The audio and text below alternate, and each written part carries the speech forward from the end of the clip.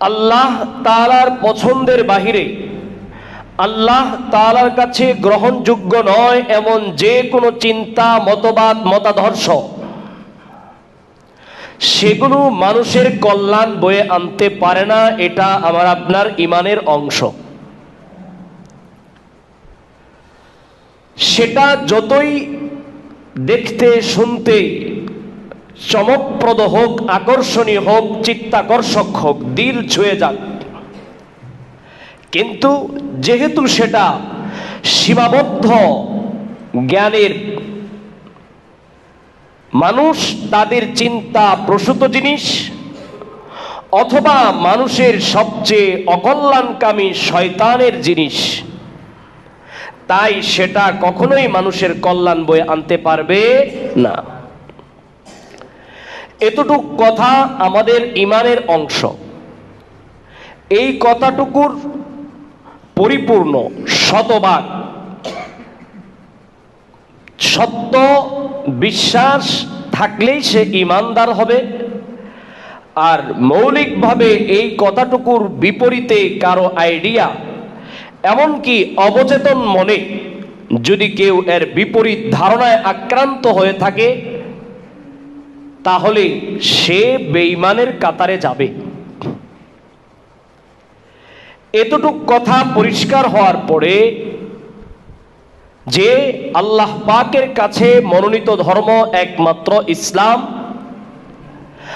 আর আল্লাহর বিধান, আল্লাহ প্রদত্ত বিধান ছাড়া অন্যগুলোর মধ্যে কল্যাণ নাই। মানুষের যদি কল্যাণকর একটি জীবনযাপন তাকে করতে হয়, তাহলে তাকে অবশ্যই সেই ইসলাম, আল্লাহর প্রদত্ত জীবন বিধানকেই মেনে নিতে হবে। এইটুক কথা যদি বুঝে আসে, তাহলে ইসলাম প্রচারের গুরুত্ব আমাদের কাছে একদম পরিষ্কার হওয়ার কথা।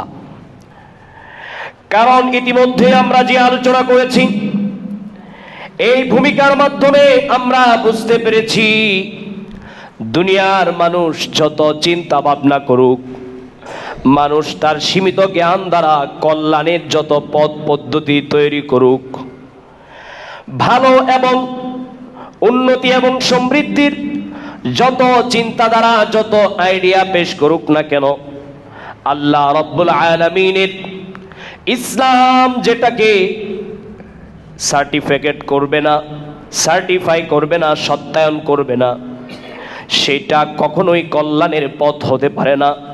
সুতরাং একমাত্র কল্যাণের পথ হলো ইসলামের পথ। যেহেতু মানুষের তাবৎ কল্যাণ ইসলামের ভেতরেই রয়েছে, আল্লাহ প্রদত্ত জীবন বিধান ইসলামকে মেনে নেওয়ার মধ্যেই যেহেতু মানুষের জীবনের সকল কল্যাণ নিহিত রয়েছে, অতএব মানুষের এই কল্যাণকে নিশ্চিত করার জন্যে এই ইসলামের দাওয়াত ছড়িয়ে দিতে হবে। কারণ আমি যখন এই ইসলাম পেয়েছি, যে ইসলাম দুনিয়ার ভিতরে কল্যাণ এবং সমৃদ্ধির, উন্নতির একমাত্র চাবিকাঠি, সেই ইসলাম যখন আমি পেয়েছি, এমনিতে আমি পাই নাই।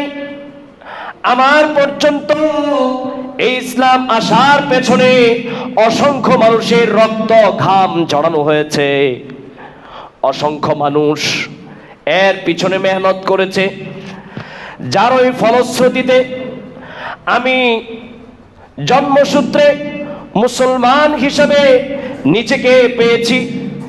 জন্মসূত্রে ইসলামের মতো চমৎকার ধর্ম আমি লাভ করতে পেরেছি। কারণ এই ইসলাম আমার পর্যন্ত, আমার বাবার পর্যন্ত, দাদা পর্যন্ত পৌঁছানোর ক্ষেত্রে অসংখ্য মানুষের জীবন, জান, মাল, ইজ্জতের কুরবানি হয়েছে। এই ইসলাম আমার পিছনে আসার, আমার পর্যন্ত পৌঁছার পিছনে হযরতে সুমাইয়াকে নির্মমভাবে শাহাদাত বরণ করতে হয়েছে, সাহাবায়ে কেরামকে জীবনের রিস্ক নিতে হয়েছে, নবী আলাইহিস সালাতু ওয়াস সালামের দাঁত পর্যন্ত ভেঙে গিয়েছে, শহীদ হয়েছে, ওমরের শাহাদাত হয়েছে, এই ইসলামের জন্য এমন অনেক মানুষ জীবন দিয়েছে, এই ইসলামকে আমার পর্যন্ত পৌঁছানোর জন্য এমন মানুষও জীবন দিয়েছে যে ব্যক্তি মাত্র নববিবাহিত।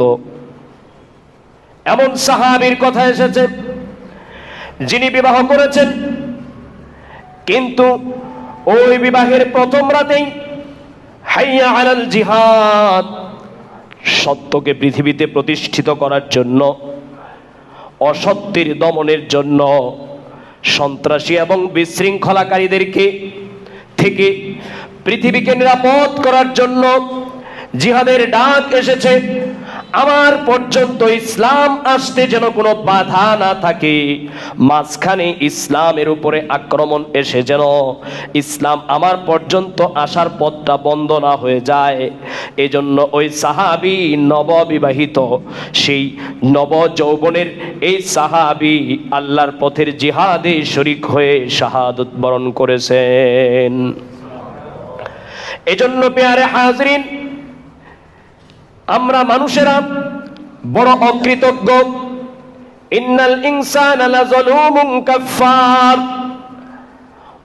মানুষ বড় অকৃতজ্ঞতার পরিচয় দেয়। নিজের হাতে যে নিয়ামত দেখে সেই নিয়ামত কোত্থেকে আসলো সেই চিন্তা করে না। ইসলাম বলে একজন মানুষের দায়িত্ব হলো সেই মানুষ পৃথিবীটাকে যতটুক বসবাস উপযোগী পেয়েছে, যতটুক আরামদায়ক পেয়েছে, ওই ব্যক্তির দায়িত্ব হলো সে যত নিয়ামত পেয়েছে ওইখানে সে আরো ভালো কিছু করে যাওয়ার চেষ্টা করবে। সুতরাং আমার আপনার কাছে যতগুলো নিয়ামত এসে পৌঁছেছে, সব নিয়ামতের মধ্যে ইসলামের নিয়ামত সবচেয়ে দামি নিয়ামত। যে নিয়ামত আমি আপনি কিনে টাকা পয়সা দিয়ে মেহনত করে পাবার মতো না, এই ইসলামের নিয়ামত আল্লাহ তাআলা আমাদেরকে দান করছেন সবচেয়ে বড় নিয়ামত। নবী আলাইহিস সালাতু ওয়াস সালামের চাচা যখন দুনিয়া থেকে বিদায় হয়েছেন, যখন বেঈমান অবস্থায় বিদায় হচ্ছেন, অথচ নবীজির বড় ধরনের প্রোটেকশন তিনি দিয়েছেন। নবীজি এতিম হয়ে জন্ম হওয়ার পরে, এক দাদার ইন্তেকালের পরে এই চাচার আশ্রয়ে তিনি সব ধরনের, বিশেষত নবুয়ত প্রাপ্তির পরের সময়টাতে যখন নবীজিকে দীর্ঘদিন যারা আল আমিন বিশ্বস্ত, বড় বিশ্বস্ত ব্যক্তি হিসাবে আল আমিন খ্যাতি ছড়িয়ে পড়েছে, কিন্তু নবুয়তের যখনই তিনি দায়িত্ব পেয়েছেন তার বিরুদ্ধে একের পরে এক হত্যা, একের পরে এক তাকে দুনিয়া থেকে বিদায় করে দেওয়ার ষড়যন্ত্র হয়েছে, তাকে থামিয়ে দেওয়ার ষড়যন্ত্র হয়েছে। কিন্তু সেই ষড়যন্ত্রের সময় নবীর পাশে ছিলেন তার চাচা। শেষ পর্যন্ত ওই চাচার ভাগ্যেও ঈমান জুটে নাই, ঈমান ছাড়া দুনিয়া থেকে বিদায় হয়েছে। এজন্য আমরা টের পাই না, আসলে ওয়ারিস সূত্রে পাইলে অনেক কিছুই টের পাওয়া যায় না। যে ওয়ারিস সূত্রে পেয়েছি আমার ইসলাম, এই ইসলাম অন্য একজন মানুষ যখন গ্রহণ করতে চায়, পরিবার থেকে ত্যায্য পুত্র হয়, পরিবার থেকে ধিক্কৃত হয়, লাঞ্ছিত হয়, অপমানিত হয়, কিন্তু তার সম্পদ, বাবার সম্পদ ছাড়তে হয়, বাবা মায়ের ভালোবাসা চিরতরে বর্জন করতে হয়, প্রতিবেশী এমনকি নিজের ভিটে মাটি, ওই মাটির ভালোবাসা ছেড়ে পলাতক হয়ে তাকে আশ্রয় গ্রহণ করতে হয়। এভাবে একজন মানুষ যখন ইসলাম গ্রহণ করে তখন সে বুঝে আসলে ইসলামের দাম কত। আমরা তো ইসলাম মিরাজ সূত্রে পেয়েছি, বেলালের মতো কষ্ট তো আমাদের জীবনে আসে নাই, খাব্বাবের মতো কষ্ট তো আসে নাই। সাহাবায়ে কেরামের অনেক সম্পদ, অনেক সম্পদের অসংখ্য সাহাবীরা ছিলেন যারা একদিকে ওই সময়ের ঈমানের আলামত হিসাবে মদিনায় হিজরত করতে হবে, কিন্তু মদিনায় হিজরত তাকে করতে হলে ইসলাম সঠিকভাবে নিরাপদে পালন করতে হলে মদিনার বিকল্প নাই, মদিনায় হিজরতের আদেশ এসেছে। কিন্তু মদিনায় হিজরত করতে গেলে সেই ছোট্টবেলা থেকে শৈশব কৈশোর এর ভালোবাসা যেই মাটির সাথে মিশে আছে, যেই মক্কার মাটির সাথে তার শৈশব কেটেছে, কৈশোর কেটেছে, সেই সবগুলো ছেড়ে এবং সে আত্মীয় স্বজনকে ছেড়ে নিজের সম্পদের আশা ছেড়ে দিয়ে অঢেল সম্পদ তার নামে, সেই সম্পদ ছেড়ে দিয়ে তাকে আশাহত হয়ে খালি হাতে রিক্ত হস্তে নিঃস্ব অবস্থায় মদিনায় হিজরত করতে হয়েছে।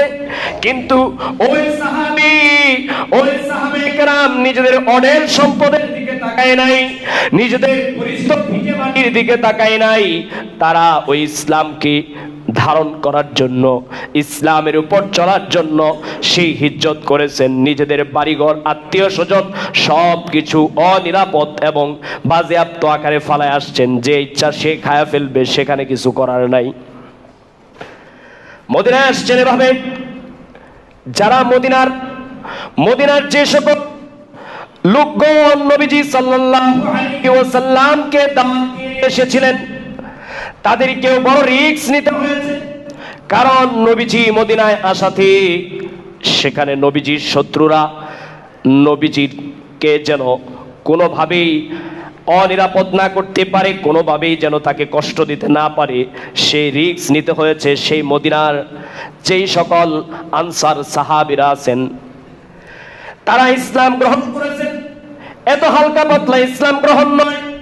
ইসলামের দৌলত যখন পেয়েছেন, এই মদিনার আনসারী সাহাবীরা নিজেদের জীবনের বিশাল ছাড় দিয়ে দিয়েছেন।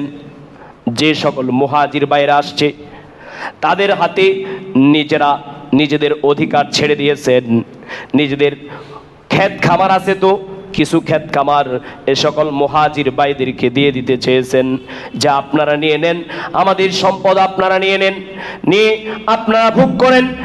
এই যে ইসলামের জন্য স্যাক্রিফাইস, ইসলামের জন্য এই যে ছাড় দেওয়া, ইসলামের জন্য এই যে কুরবানি, এই কুরবানি না দিয়ে মুফতে ফ্রি আমরা ইসলাম পেয়ে ফেলেছি। এজন্য ইসলাম নিয়ে আমাদের পড়াশোনার মতো সুযোগ নাই। আমাদের বহু পড়াশোনার সময় আছে, আমরা বহু তথ্য জানি, কিন্তু ইসলাম নিয়ে উড়ন্ত আমাদের সম্বল। ইসলাম নিয়ে আমাদের পড়াশোনার দরকার নাই, ইসলাম নিয়ে আমাদের একাডেমিক জানাশোনার প্রয়োজন নাই, ইসলাম নিয়ে আমাদের এই 4টা-5টা প্রাইভেট পড়ানোর প্রয়োজন নাই। আমরা খুব মুফতে একটা ইসলাম পেয়েছি, আর ওই ইসলামকে এতটাই কম দামি মনে করছি যে দুনিয়ার ভিতরে সব কিছু একদিকে, সব কিছুর একটা দাম আছে, সব কিছুর এদিক সেদিক হইলে আমার মাথা গরম হয়ে যায়, কিন্তু ইসলামের এদিক সেদিক হইলে আমার কোনো সমস্যা নাই। প্যারে হাজিরিন, খুব ভালো করে শুনুন, খুব ভালো করে বুঝার চেষ্টা করি। ইসলামের দৌলত আমি আপনি যদি মূল্যায়ন না করি, আল্লাহ তাআলার কোনো যায় আসে না। আপনি ইসলাম গ্রহণ না করলে, আল্লাহ ইসলাম গ্রহণ করে নাই, আল্লাহ তাআলার কোনো ঠেকা পড়ে নাই, বরং চিরন্তন ভাবে আল্লাহ রাব্বুল আলামিন কোরআনে ওর নামে অভিশাপ দিয়ে দিয়েছেন, তাব্বাত ইয়াদা আবি লাহাবি ওয়া তাব, তাব্বাত ইয়াদা আবি লাহাবি ওয়া তাব। অতএব ইসলামে নিয়ে যদি ছিনিমিনি খেলি, আমরা মুসলমান যারা মুফতে মুসলমান হয়েছি, আমরা ইসলামকে অবজ্ঞা করি, ইসলামের সাথে আমরা যে আচরণ করি, কবরে যখন ইসলামের প্রশ্নে আমাদেরকে দাঁড় করানো হবে, ইসলাম আমাদের বিরুদ্ধে অভিযোগ করবে, এই কোরআন আমাদের বিরুদ্ধে অভিযোগ করবে, ও রাসূল ইন্না কওমি ইত্তাখাযু হাযাল কুরআনা মাহজুরা। কোরআনের আয়াত বলবে, হে আমার রব, এরা এই কোরআনকে ছেড়ে দিয়েছিল, সবকিছু তাদের কাছে দামি ছিল, সবকিছু তাদের কাছে পরিচর্যার বিষয় ছিল, একমাত্র ইসলামটাই তাদের কাছে পরিত্যক্ত জিনিস ছিল। ওই ইসলামের কোরআনটাকে কেউ কারো ঘরে থাকতোই না, যাদের ঘরে থাকতো মলাটে বাঁধা থাকতো, আর যারা পড়তো তারা বোঝার চেষ্টা করতো না, যারা বুঝতো তারা মানার চেষ্টা করতো না, আবার নিজের মনের বিরুদ্ধে গেলে সেটা কোনোভাবেই নেওয়ার চেষ্টা করতো না। এরকম এক জগা খিচুড়ি ইসলামের নামে বদমাশি করে দুনিয়া থেকে আসছে, ইসলামের নামে ফাউদাবাজি করে আসছে। ফেরেশতাদের কাছে তো সেটা চলবে না, এজন্য প্রিয় হাজরিন, আল্লাহ রাব্বুল আলামিন কোরআনে কারীমের মধ্যে ইরশাদ করেছেন, তোমরা যদি এমন করো, মাইয়ারতাদ্দা মিনকুম আন দীনিহি ইয়া আইয়ুহাল্লাযীনা আমানু, হে ঈমানদারেরা, মাইয়ারতাদ্দা মিনকুম আন দীনিহি, তোমাদের মধ্যে যারা দিন থেকে বিমুখ হবে, ইসলাম থেকে যারা মুখ ফিরায় নেবে, আল্লাহর কোনো আসে যাবে না। ফাসাউফা ইয়াতিল্লাহু বিকাউমিন ইউহিব্বুহুম ওয়া ইউহিব্বুনাহু, আল্লাহ তাআলা যদি তোমরা ঈমানদারেরা ইসলামের মূল্যায়ন না করো, কোন ইসলাম থেকে যদি মুখ ফিরিয়ে নাও, ফাসাউফা ইয়াতিল্লাহু বিকাউমিন, আল্লাহ তাআলা এমন আরেক জাতি নিয়ে আসবেন, অর্থাৎ আরেক দলকে এমন ভাবে ইসলামের দৌলত দিবেন যারা নাকি ইউহিব্বুনাহু ওয়া ইউহিব্বুনাহুম, তারা আল্লাহকেও ভালোবাসবে, আল্লাহও তাদেরকে ভালোবাসবে। যদি তোমরা ইসলাম নিয়ে অবজ্ঞা করো, ইসলাম থেকে যদি তোমরা বিমুখতা প্রদর্শন করো, তাহলে আল্লাহ আরেক দল নিয়ে আসবে। আজ আমরা দেখতে পাই তাই একজন মানুষ জনম জনম ইসলামিকের উপরে ছিল, হয়তো ইহুদি খ্রিস্টান অথবা অন্য মূর্তি পূজক অন্য কোন ধর্মের অনুসারী ছিল, কিন্তু তাকে দেখা যায় সে জীবনে ইসলাম গ্রহণ করে কামিয়াব হয়ে যায়। আমরা যারা মুসলমান, আমাদের অবস্থা হলো ইসলাম পালন করি, ফ্যাশনাল ইসলাম, কিন্তু তাকে দেখা যায় পাই টু পাই ইসলামের জন্য সে জান প্রাণ দিয়ে কাজ করে, ইসলামের জন্য জীবন উৎসর্গ করে দেয়। এরকম উদাহরণ একটা না অনেক আছে। সারা জীবন বেঈমান ছিল, বেঈমানির পক্ষে কাজ করছে, এক পর্যায়ে আল্লাহ তাআলা তাকে এমন ইসলাম দান করেছেন, সেই ইসলামকে সে ধারণ করার জন্য জীবনকে কুরবান করে দিয়েছে। আবার বহু মানুষ এমন আছে যারা মুফতে ইসলাম পাইয়া ইসলামের দাম দেয় নাই, তাদের কাছ থেকে ইসলাম ছিনায় নেওয়া হয়েছে। হুজুর দেখি না তো কোথায় ছিনায় নিছে? হ্যাঁ, সব দেখবেন না, এই চোখে সব দেখা যাবে না, এই চোখের সব পাওয়ার দেওয়া হয় নাই। বহু মানুষ মুসলমান কিন্তু ইসলামকে অবমূল্যায়ন করার কারণে ইসলাম তার জীবনে শুধুমাত্র একটা ব্যক্তিগত ব্যাপার, এটা নিয়ে তার কোনো ওই রকম সিরিয়াস ভাবনা নাই। এই ব্যক্তির কাছে ইসলাম নিরাপদ না, এই ব্যক্তির কাছে শেষমেশ ইসলাম থাকে না। কেমনে থাকে না? আমরা তো দেখি থাকে। বহু মানুষ এমন দেখি সারা জীবন ইসলামের ব্যাপারে চুলকানি ছিল, নাম কাওয়াস্তে মুসলমান, কিন্তু তার তো দেখলাম না যে সে ইসলাম থেকে বাইর হয়ে গেছে। আপনি দেখবেন না, আপনি জানেন না, ইন্নাল্লাযীনা ক্বালু রাব্বুনাল্লাহু সুম্মা ইসতাকামু তাতানাজ্জালু আলাইহিমুল মালায়েকা, আল্লাহ রাব্বুল আলামিন বলেন, ইন্নাল্লাযীনা ক্বালু রাব্বুনাল্লাহ, যারা বলে আমাদের রব আল্লাহ, সুম্মা ইসতাকামু, এরপর সেটার উপর অবিচল থাকে। মুফাসসিরিনে কেরাম লেখেন সুম্মা ইসতাকামু, এই অবিচল থাকার পরীক্ষা তার জীবন জুড়ে থাকে। তার যেমনই শৈশবে, কৈশোরে, যৌবনে, পড়ন্ত বিকেলে, এমনকি যখন মালাকুল মউত আসে, ওই সময় তার এই ইস্তেকামাত, ইসলাম যেটা ধারণ করেছে ওইটার উপর অবিচল থাকার পরীক্ষা তার উপর আসে। কিন্তু হাদিসে পাকের মধ্যে আসছে ওই সময় শয়তান সবচেয়ে বেশি কাজ করে যে মুহূর্তে মালাকুল মউত তার রূহ নিয়ে যেতে চায়, তাকে যখন দুনিয়া থেকে বিদায় করে নিয়ে যেতে চায়, ওই সময় কয়েকজন শয়তান তার আশপাশে তাকে নানান ভাবে, এমন ভাবে ঈমান বেঈমান অবস্থায় তাকে করার জন্য চেষ্টা করে। তার মুখ দিয়ে নানান কথা চলে আসে, আরে আমার শরীর ভাল লাগতেছে না, দূর আল্লাহ মাল্লাহ রাখো, লা ইলাহা ইল্লাল্লাহ রাখো, কি পড়া শুরু করছো, সরো এখান থেকে, এরকম নানান কথা মুখ দিয়া চলে আসে। এমন কথা, এমন ধারণা নিয়ে সে তখন দুনিয়া থেকে বিদায় হয়। অথবা হয়তো প্রকাশ্যে মুখে কিছু বলে না, কিন্তু শয়তান তো ওই সময় সবচেয়ে বেশি মেহনত করে, নানান কৌশলে মেহনত করে, সে ডরায় গিয়া ইমান ছাইরা দেয়। কারণ ইমানের উপর মজবুত ছিল না। যে জিনিসের উপরে মানুষ মজবুত থাকে না, ওই জিনিস কিন্তু একটু ধাক্কা দিলেই সইরা যায়, একটু ভয় দেখাইলেই সইরা যায়। তো যখন নাকি এই লোক ইমান ইসলামকে অবজ্ঞা করেছে, এর প্রতি কোনো সিরিয়াস তার চিন্তা ভাবনা ছিল না, সিরিয়াস কোনো পড়াশোনা ছিল না, সিরিয়াস বোঝাপড়া ছিল না। ইসলামকে শুধুমাত্র বাবার কাছ থেকে পেয়েছে, মুফতে তো পালন করতে হয়, একটা ধর্মের উপরে থাকতে হয় তো আসি, এরকম একটা মেজাজ নিয়ে যারা ইসলাম পালন করে, ওই সব ভাইদের করুণ অবস্থার জন্য অবশ্যই অপেক্ষা করতে হবে, যদি না সময় আসার আগেই আমরা পরিবর্তন হই। কারণ ইসলাম আল্লাহর পক্ষ থেকে আমাদেরকে যত নিয়ামত দান করেছেন, এর মধ্যে সবচেয়ে দামি নিয়ামত হলো ইসলাম। আমার চোখ আমার কাছে যতটুকু নিয়ামত হোক না কেন, আমার হাত পা অঙ্গ প্রত্যঙ্গ এগুলো যত বড় নিয়ামতি হোক না কেন, কিন্তু এই সব কিছুকে ঊর্ধ্বে, এই সব কিছুকে ছাপিয়ে গিয়ে সবচেয়ে বড় দৌলত হলো ইসলাম। কারণ আল্লাহ তাআলার কাছে ইসলাম ছাড়া অন্য কোনো ধর্ম গ্রহণযোগ্য হবে না। আর এই জন্যই রাসূলুল্লাহ সাল্লাল্লাহু আলাইহি ওয়াসাল্লামের জীবন এতটা কষ্টের গিয়েছে। কারণ ওরাও বলতো আল্লাহ আছে, কিন্তু ওরা রাসূলের ইসলাম মানতো না। তারা আল্লাহ আছে বলতো, আবার মূর্তিরও পূজা করতো, আল্লাহ আছে বলতো, আবার অন্য কিছু করতো।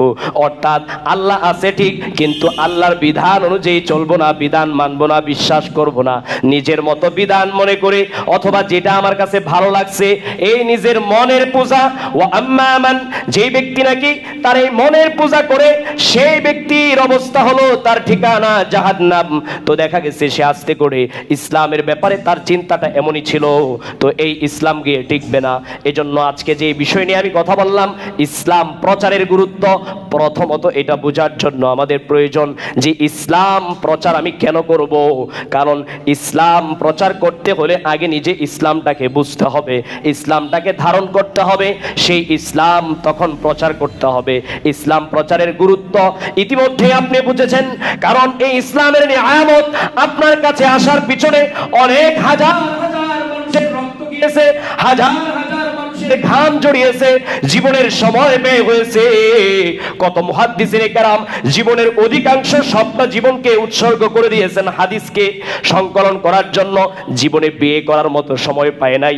এমন অবাক করা বিষয় হলেও ইতিহাসে এমন বরেণ্য উলামায়ে কেরাম মুহাদ্দিস রয়েছেন, আল উলামা উল উজ্জাব, যারা জীবনে বিয়ে করার সময় পান নাই। কারণ এই ইসলামের কাজ নিয়ে এত ব্যস্ত ছিলেন। এক একজন মুহাদ্দিসের জীবনীকে এ টু জেড সেগুলাকে চুলচেরা বিশ্লেষণ করে, তদন্ত করে সেই হাদিসের উপরে রিপোর্ট পেশ করেছেন। এই হাদিসের অবস্থান কি, এগুলোর জন্য রাত দিন একাকার করে মেহনত করেছেন। রাতকে রাত বলেন নাই, দিনকে দিন বলেন নাই, দুনিয়ার খাবার পোশাক এগুলোর পিছনে দৌড়ান নাই, নিজের জীবনকে উৎসর্গ করে দিয়েছেন। তাদের বদৌলতে আমাদের কাছে ইসলাম আসছে, আমাদের কাছে আমরা আজকে ইসলাম পড়ে লা ইলাহা ইল্লাল্লাহ মুহাম্মাদুর রাসূলুল্লাহ পড়তে পারছি। আমার বাবার সন্তান হিসাবে নিজেকে বাবা মুসলমান, আমি মুসলমান বলে দাবি করতে পারছি। বাবা মারা গেছে, তাকে বিসমিল্লাহি ওয়া আলা মিল্লাতি রাসূলিল্লাহ সুন্দর সম্মানজনক একটা বিদায় দিতে পারছি। এগুলো সব ইসলামের বদৌলতে হয়েছে। এই ছোট্ট ছোট্ট ইসলাম যে এত দামি, এত দামি, এর এক একটা বিধান আপনার জীবনের জন্য এত সুন্দর, যদিও বাহ্য চোখে সীমিত জ্ঞানের কারণে অনেক সময় আমাদের বুঝে আসতে কষ্ট হয়, কিন্তু যে যখন বিপদে পড়ে সে তখন ওই জিনিসের নিয়ামতের কদর বুঝে। এক অমুসলিম শুধু মুসলমান হয়ে গেছে এই কারণে, যখন সে দেখেছে যে হায় হায় একজন মানুষ দুনিয়া থেকে মারা যাওয়ার পরে এক এক ধর্মে এক এক ধরনের ফ্যাশন আছে, কিন্তু ইসলামের মধ্যে কি আজীব ধরনের ফ্যাশন। হিন্দু ধর্মের মধ্যে তো ডাইরেক্ট তাকে পুরাই দেয়, আর ইসলামের মধ্যে কি সুন্দর, একজন মানুষ মারা গেছে, মারা যাওয়ার পরে এই লোকটা যত বড় অপরাধী হোক, এই লোকের অপরাধগুলো এখন বলা নিষেধ, তার দোষগুলো বলবা না, তাকে আল্লাহর কাছে মাফ চাইবা, তাকে যেন আল্লাহ মাফ করে দেয়, এইভাবে তাকে সম্মান দেওয়া হলো প্রথমেই। দ্বিতীয়ত সে যখন মারা যাওয়ার পরে সঙ্গে সঙ্গে তাকে সাদা কাফন পরাইয়া, কালারের মধ্যে সবচেয়ে পিওর হলো সাদা, এই সাদা কাফনে পরাইয়া একটা জামাইয়ের মতো তাকে দুলহান সাজায়া সুন্দর করে গোসল করায়া, এত সুন্দর করে গোসল করায়া আতর মেখে তাকে পরম ভালোবাসা এবং শ্রদ্ধা নিবেদন করে ওই কবরের মধ্যে রেখে আসে। এত সুন্দর ব্যবস্থাপনা যেখানে থাকতে পারে যে ইসলামের মধ্যে, সেই ইসলাম ছাড়া মানুষের মুক্তি নাই। এই কথা মনে করে ওই মুসলিম কালিমা পড়ে লা ইলাহা ইল্লাল্লাহু মুহাম্মাদুর রাসূলুল্লাহ। সুতরাং ইসলাম বড় নিয়ামত। এই নিয়ামতের আমরা শুকরিয়া কিভাবে আদায় করব? কারণ নিয়ামতের যথাযথ কদর করলে ওই নিয়ামত ঠিক থাকবে, আর নিয়ামতের কদর না করলে আল্লাহ তাআলা ছিনায় নিবে। সব কিছুর ক্ষেত্রে একই কথা, নিয়ামতের কদর করলে আল্লাহ তাআলা ওই নিয়ামতকে টিকায় রাখবে, নিয়ামতের কদর না করলে আল্লাহ তাআলা ওই নিয়ামতকে ছিনায় নিবে। ইসলাম নামক যে নিয়ামতটা আমি পেয়েছি, এই নিয়ামতটা নিয়ে একবার চিন্তা করব, হায় হায় 1400 বছর পরে আমি আসি, অথচ আমার কাছে অবিকৃত ইসলাম এখনো আইসা পেশ হয়ে গেল, একটু এদিক সেদিক হয় নাই, একটা হরফ এদিক সেদিক হয় নাই।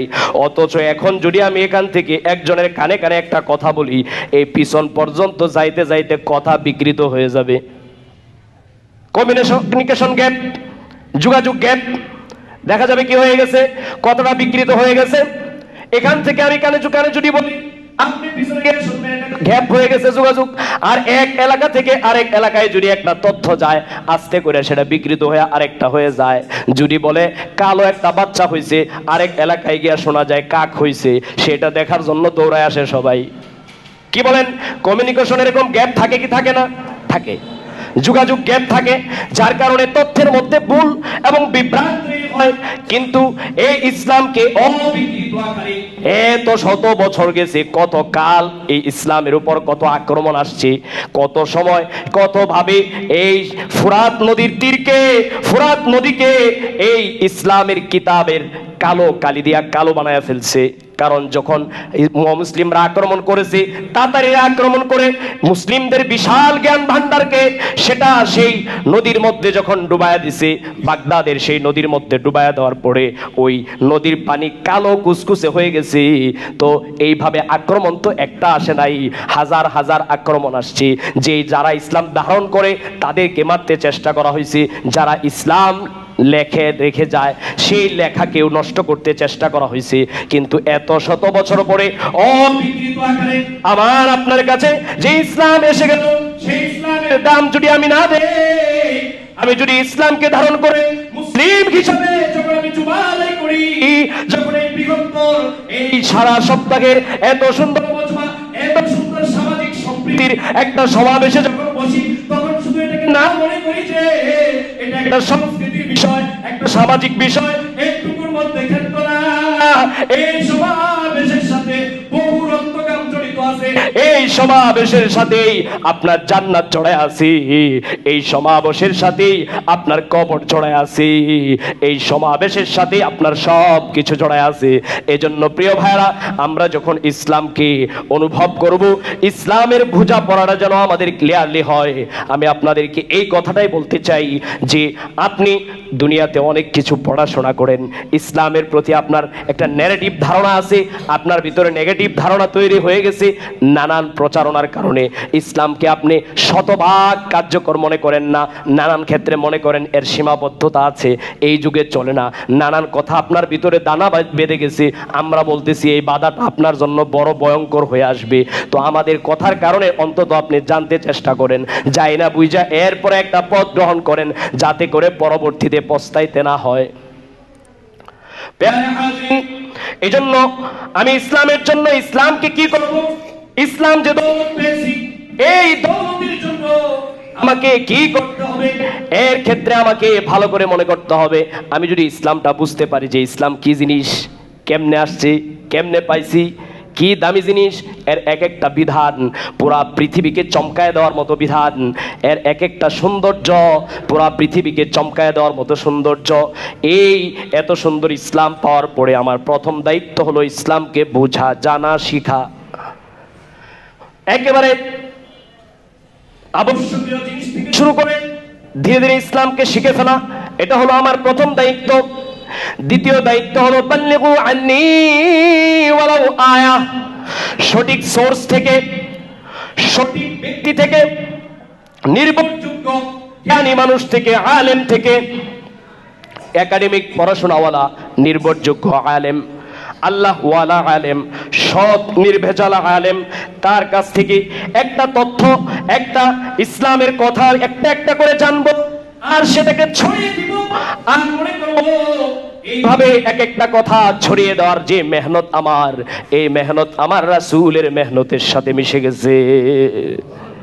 কারণ রাসূল এক একটা ওহী পেতেন, আর ওহীটাকে ছড়ায় দেওয়ার জন্য জানেন ওহী অনেক কষ্টের জিনিস, কারণ ওহী আল্লাহর কালাম অনেক ভারী জিনিস, আমরা সেটা বুঝতে পারি না। আল্লাহর কালাম অনেক ভারী জিনিস, এজন্য যখন ওহী অবতীর্ণ হতো রাসূল ঘেমে যেতেন, শরীর ঘাইমা কাঁপতে থাকতেন, কখনো খাদিজা জড়ায় ধরতেন চাদর দিয়া, এই অবস্থা হইতো। কারণ ওহী অনেক দামি জিনিস, কারণ এটা আল্লাহর কথা। মানুষের একটা কথার অনেক সময় ওয়েট থাকে, বড় একজন মানুষ হইলে ওই কথা পড়ার সঙ্গে সঙ্গে মানুষ কাঁপতে থাকে, আরে বসের কথা, আরে বসের কথা, প্রাইম মিনিস্টারের কথা দেখার পরে তার অবস্থা অস্বাভাবিক হয়ে যায়। আল্লাহর কালাম এটার ওয়েট অনেক, এটা সবাই বহন করা এত সহজ জিনিস না। আল্লাহ তাআলা আমাদের জন্য সহজ করে দিয়েছেন, এই জন্য আমরা স্বাভাবিকভাবে বহন করতে পারি। এই যে আল্লাহর কালাম, এটা এক একটা করে ওহী যেমনই ভাবে অবতীর্ণ হয়েছে, রাসূল সেটা ছড়ায় দেওয়ার দায়িত্ব হিসাবে একেবারে ছড়ায় দিয়েছেন। রাসূলকে আল্লাহ বলে দিয়েছেন, ইয়া আইয়ুহার রাসূল বাল্লিগ মা উনজিলা ইলাইকা মির রাব্বিক, হে রাসূল আপনার কাছে যা যা অবতীর্ণ হয় এর সবটুকু আপনি পাঠিয়ে দেন, সবটুকু আপনি ছড়ায় দেন, সবটুকু আপনি দুনিয়ার মানুষের কাছে পৌঁছায় দেন। ওয়া ইল্লাম তাফআল, মুফাসসিরিনে কেরাম বলেন যদি ওই জায়গার সামান্য আপনি লুকায় রাখেন কোন কারণবশত, তাহলে ফামা বাল্লাগতা রিসালাতা, আপনি আপনার দায়িত্ব যথাযথ অর্পণ করেন নাই। আপনি আমার রাসূল হওয়া সত্ত্বেও আপনাকে কাঠগড়ায় দাঁড়াতে হবে। যদিও রাসূল শতভাগ পালন করেছেন, শতভাগ দায়িত্ব পালন করেছেন, তাহলে পেয়ারা হাজরিন, রাসূল যেমন এক একটা ওহী পাওয়ার পরে সেটাকে ছড়িয়ে দেওয়ার জন্য নিজের জীবনকে জীবন বলেন নাই, খাওয়াকে খাওয়া বলেন নাই, আরামকে আরাম বলেন নাই, জীবনকে একাকার করে একটা সুন্দর কথা শুনেছেন, আল্লাহর কথা, সুন্দরী কথা, এছাড়া বাহিরে হতে পারে না। এক একটা কথা পাইছেন তো মানুষের কাছে ধারে ধারে সেটা ছড়ায়া দিয়েছেন, সেটার জন্য নিজের জীবনের রিস্ক নিয়েছেন, হত্যা, মামলা, নানান ধরনের হয়রানি, হুমকির সম্মুখীন হয়েছেন। সবকিছু একপাশে রেখে মানবতার কল্যাণে যত তিতা কথাই হোক সেই তিতা কথাকে পৌঁছে দিয়েছেন। এই ছিল নবীর অবস্থা। অতএব আমি আপনি যখন একটা ওহী, একটা কথা ইসলামের সঠিক নির্ভরযোগ্য আলেম থেকে আমি শিখব, শেখার পরে এইটা পৌঁছায় দেওয়া আমার দায়িত্ব, এটা পৌঁছায় দেওয়া আমার দায়িত্ব। প্রথম কাজ এটাকে শিখা, দ্বিতীয় কাজ এটাকে অন্যের কাছে পৌঁছে দেওয়া। আর এই যে পৌঁছায় দিলাম, দুনিয়ার ভিতরে মানুষ কত আলাপিত করে, মানুষের কত ধরনের কথা হয়, কেমনে এই বিল্ডিং করবে, কেমনে সে জমি কিনবে, কিভাবে সে দুনিয়ার ভিতরে এই হবে সেই হবে, নানান কথাই তো হয়। আল্লাহ রাব্বুল আলামিন বলেন, ওয়ামান আহসানু কাওলাম মিম্মান দাআ ইলাল্লাহ وعمل صالحا وقال إنني من المسلمين।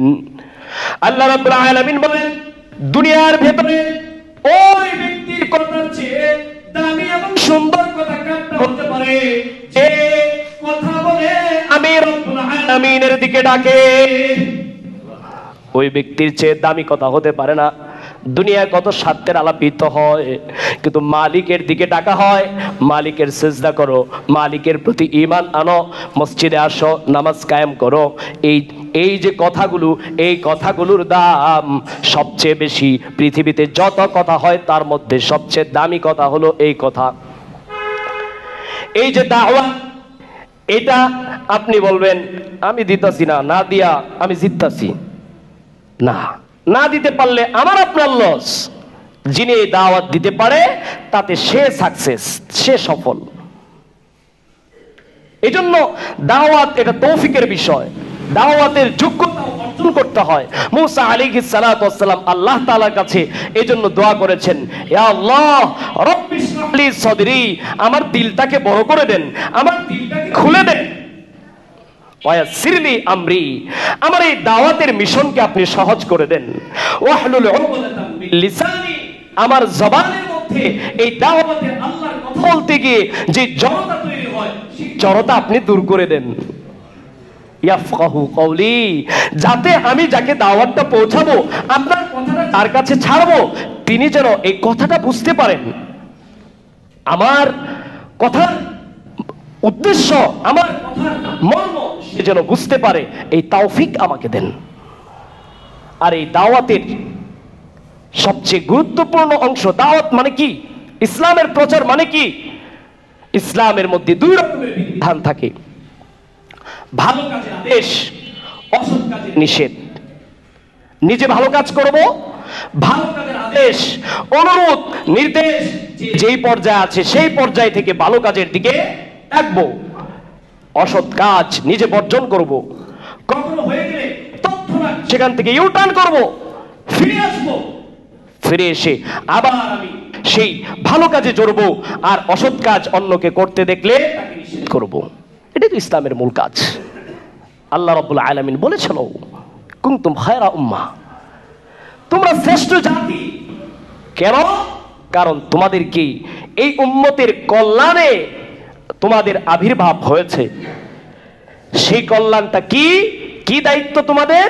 ইয়া'মুরুনা বিল মা'রুফ, তা'মুরুনা বিল মা'রুফ ওয়া তানহাউনা আনিল মুনকার। তোমরা মানুষকে ভালো ভালো কথাগুলো বলবে, তিতা হবে সেই ওষুধটা যেহেতু ভালো, সেই ভালো ওষুধটা মানুষকে গিলাবে, একবার না হয় 10 বার বলবে। এইভাবে তোমরা সেগুলো বলে যাবে এবং অসৎ কাজ থেকে নিষেধ করবে। সেটা তোমার পর্যায় থেকে, তোমার সাধ্য মোতাবেক অসৎ কাজ থেকে নিষেধ করে এই পৃথিবীকে পরিবেশ উপযোগী সমৃদ্ধির পৃথিবী তোমাকে গড়ে তুলতে হবে, এবং এর মাধ্যমেই তোমার কবর গঠিত হবে। কবর আলাদা কোনো জিনিস না, কবরের কানেকশন সরাসরি পৃথিবীর সাথে। এই পৃথিবীর সব আচার আচরণ দিয়েই গড়ে উঠবে কবর। অনেকে বলে যে হুজুর এই দুনিয়ার এই কথাটা বললেন না, ওই কথাটা বললেন না, এই কথাটা বললেন না। সরি, ভেরি ভেরি সরি, আপনি ভুল জায়গায় আছেন। আর একটু রিচার্জ করেন, এরপরে বুঝে শুনে ইসলাম শিখে এরপরে এসে অনুরোধ করেন। আপনাকে সবগুলো বলতে হবে।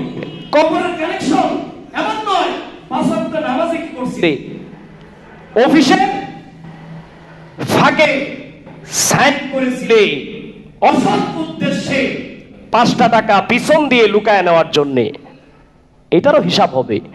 তাহলে ওই অংশ তো এখানে আসবে, সব আসবে, সবটার সাথেই কবরের সম্পর্ক। অতএব আপনার জীবনের অংশ যদি পৃথিবীতে কিছু থাকে, সেটার সাথে আপনার কবরের সম্পর্ক আছে। অতএব ওই কবরের কথা যদি বলতে হয়, আপনাকে ওইটাও বলতে হবে, ওইটাও শোনার যোগ্যতা অর্জন করতে হবে। যদি শুনতে না পারেন, বুঝবেন আপনি এখনো মানসিকভাবে প্রকৃতপক্ষে কবরের বাসিন্দা হবেন। যে কবরে যে আপনাকে নিয়ে আলোচনা হবে, আপনার একটা জীবন আছে, এই বিশ্বাসে আপনার খাদ আছে।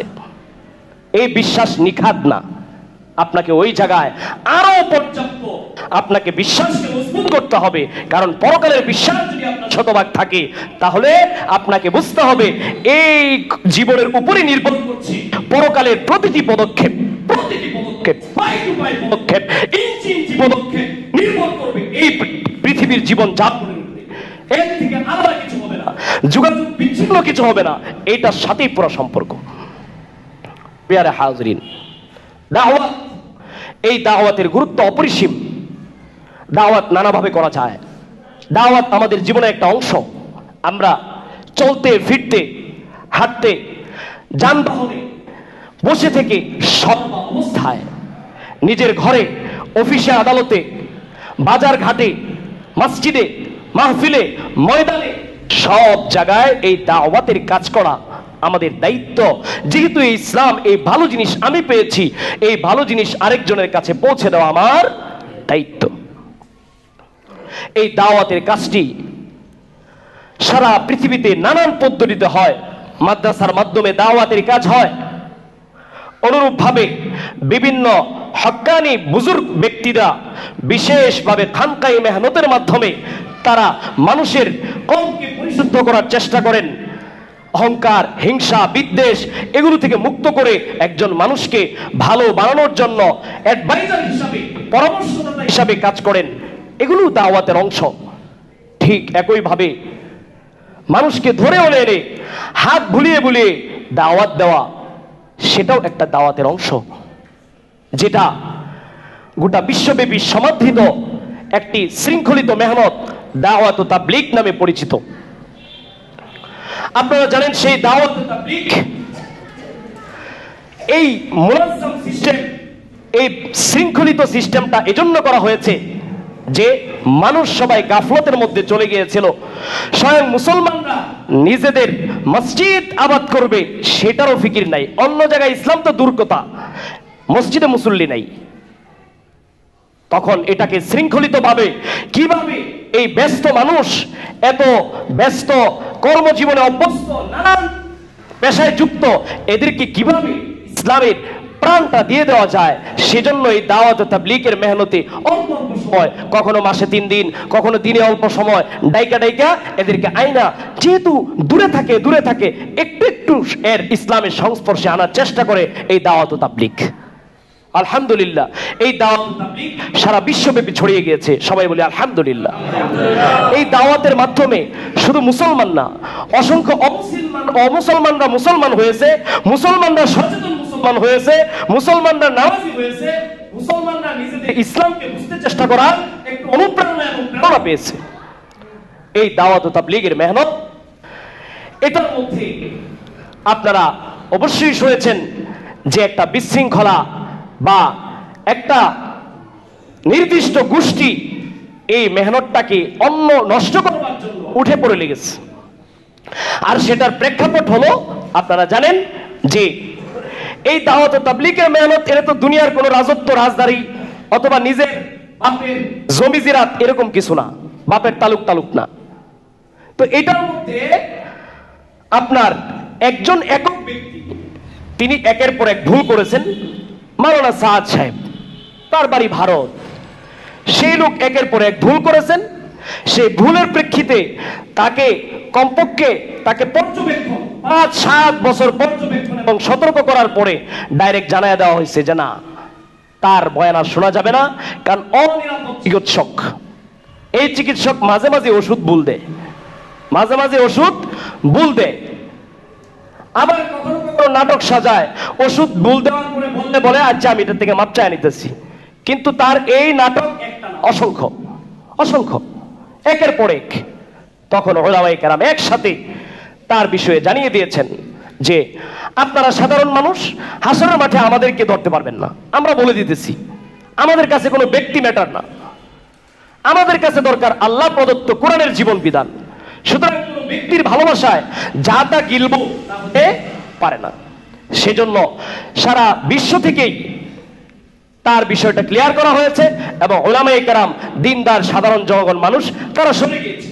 কিন্তু মুষ্টিমেয় মানুষ, আমরা জানি আমাদের মানুষের প্রকৃতি হলো যে পাগলেরও কিছু ভক্ত থাকে, ল্যাংটা বাবারও কিছু ভক্ত আছে, বলে কিছু আছে তার মধ্যে।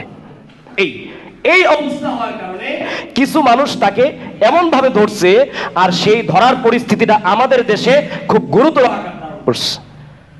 সেটা হলো এতাহাতি সম্প্রদায়, অর্থাৎ তারা বলে যে আমরা ওই সাদ সাহেবকে মানবো, এবং তারা তাদের কিতাবে ইতিমধ্যে লিখছে যে যারা এই সাদ সাহেবকে আমির না মানবে, বিশ্ব আমির, তাদেরকে হত্যা করা ওয়াজিব। আর এইটার প্রতিফলন ঘটছে কিছুদিন আগে, আপনারা শুনছেন, গত 18 তারিখ রাত্রে, মঙ্গলবার রাত্রে টঙ্গী ইজতেমার ময়দানে ঘুমন্ত এই প্রহাররত মুসল্লিদের উপরে, যারা সামনের ইজতেমার জন্য কাজ করছিলেন, তাদের উপরে অতর্কিতভাবে হামলা করে, রামদা, ছুরি, একেবারে সন্ত্রাসী স্টাইলে আক্রমণ করে সেখানে 3 জনকে একেবারে মেরেই ফেলে। আর এখনো পর্যন্ত শতাধিক আহত হয়ে ক্রিটিক্যাল অবস্থায় অনেকজন মানুষ রয়ে গেছেন। এই যে অবস্থা, যাক আল্লাহ তাআলা এর মাধ্যমে তাদের আসল চরিত্র প্রকাশ করে দিয়েছেন, যে তারা কোনোদিন, অন্তত এই এতাতি সম্প্রদায়, তারা কোনোদিন কি হইতে পারে না সাদ সাহেবের তথাকথিত অনুসারীর নামে এরা যারা দাওয়াতের কাজ করে, এরা আসলে এই কাজকে নষ্ট করতে চায়। অবাক করা তথ্য হলো, ইতিমধ্যে দৈনিক নয়া দিগন্তের গতকালের রিপোর্ট যদি আপনারা দেখেন, আজকের দৈনিক ইনকিলাবের রিপোর্ট যদি দেখেন, সেখানে এই তথ্য উঠে এসেছে, তারা বহু আগে থেকেই ইসরায়েলে মুসাদের ষড়যন্ত্র হিসাবে এই দাওয়াত ও তাবলীগের মেহনতের মাধ্যমে ধর্মীয় কুন্দল লাগিয়ে একটি বড় ধরনের ফিতনা এবং বিশৃঙ্খলা তৈরির চেষ্টা করে আসছে বহু আগে থেকে।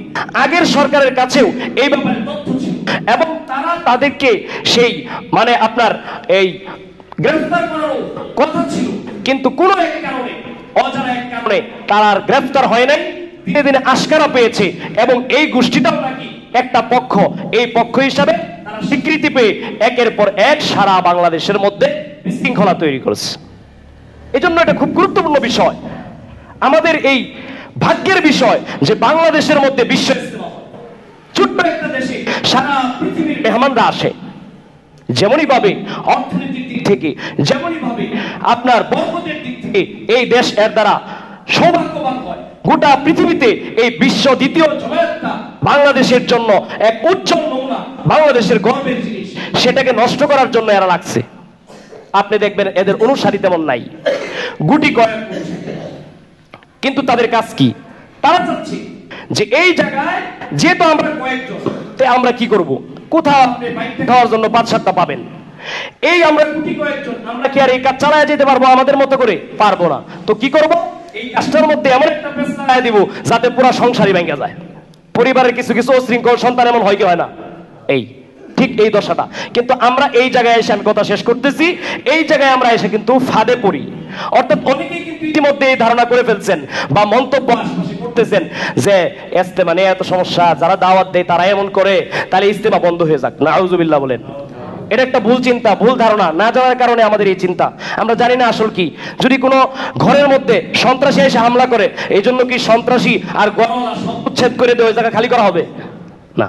যাক, ইতিমধ্যেই ওই সন্ত্রাসী এতাতি সম্প্রদায় যারা এভাবে মেরেছে, এই রক্তের ফসল আমরা দেখতে পাচ্ছি।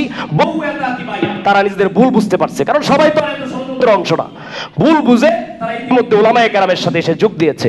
আর যেই সন্ত্রাসীরা এভাবে একদিক থেকে হত্যা করে, অপর দিক থেকে 3টা লাইভে এসে বলে তারা নিজেরাই মরছে, আমরা বাড়ি নাই। একে এই মুআজ বিন নূর নামের এক কুখ্যাত সন্ত্রাসী একে ইতিমধ্যে গ্রেফতার করেছে। বলেন আলহামদুলিল্লাহ।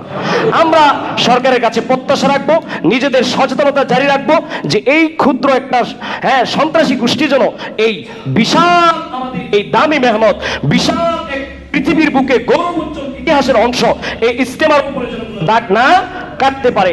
বাকিদেরকেও ধরা হোক এবং ধরে এদের মুসাদের ষড়যন্ত্র, ইসরায়েলি ষড়যন্ত্র সব বের করে উপযুক্ত শাস্তির ব্যবস্থা করা হোক। আর যারা সরাসরি খুনের সাথে জড়িত ওদেরকে ফাঁসি দেওয়া হোক। এই প্রত্যাশা আমরা সবাই রাখবো এবং ইনশাআল্লাহ এই দাবি, এই আলোচনা আমরা জারি রাখবো। পারবো তো ইনশাআল্লাহ? আল্লাহ দ্বীনের দাওয়াতকে আমরা পরিপূর্ণ রাখার জন্য অবশ্যই এতটুকু কষ্ট আমাদেরকে করতে হবে। আমাদের ইসলাম যেন আমাদের মাঝে চির উজ্জ্বল হয়ে, চির সবুজ শ্যামল হয়ে আমাদের জীবনকে সুন্দর রাখে, সেজন্য আমাদের এতটুকু করতে হবে। আল্লাহ রাব্বুল আলামিন আমাদের সবাইকে বুঝার এবং সেই সাথে দাওয়াতের কাছে নিজেদেরকেও লিপ্ত করার তৌফিক দান করুন। আলহামদুলিল্লাহ।